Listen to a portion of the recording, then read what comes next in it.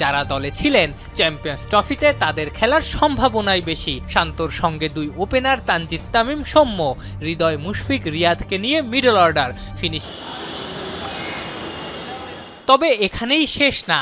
Champions ট্রফির জন্য আইসিসির কাছে পিসিবিকে 15 জনের সাথে অতিরিক্ত 4 জন মিলে থাকুক, তাই খসড়ায় না থাকলেও শেষ মুহূর্তে দলে ঢুকে যেতে পারেন মেহেদী।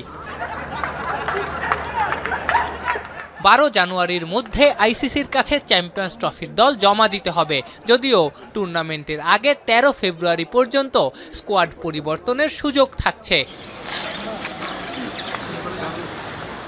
সাকিব তামিমের খেলা চমক না, তবে চ্যাম্পিয়ন্স ট্রফির দলে চমক একটা থাকছেই। বলকি চ্যাম্পিয়ন্স ট্রফি দিয়ে ফিরবেন কিংবা সাকিব আল হাসান কি খেলতে পারবেন, সেই উত্তর ভবিষ্যতের হাতে।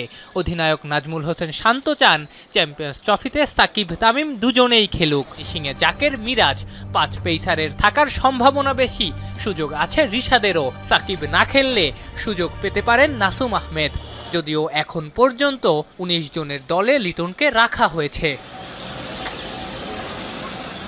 সবশেষ কয়েকটা ওয়ানডে সিরিজ, তাই আপাতত আইসিসির কাছে দল জমা দিয়ে পরবর্তীতে প্রকাশ করবে বাংলাদেশ ক্রিকেট বোর্ড।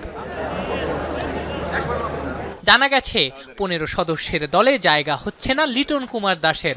অবশ্য 2024-এ 5 ওয়ানডেতে মোটে 6 রান করা লিটনের বাদ পড়াকে কোনোভাবেই তো চমক বলা যায় না। 19 সদস্যের একটা দল জমা দিতে হবে। এরই মধ্যে সেই খসড়া করে ফেলেছেন সিলেক্টররা, যেখানে নাই শেখ মেহেদী হাসানের নাম। তবে জানা গেছে টিম ম্যানেজমেন্ট চায় এই অলরাউন্ডার চ্যাম্পিয়ন্স ট্রফির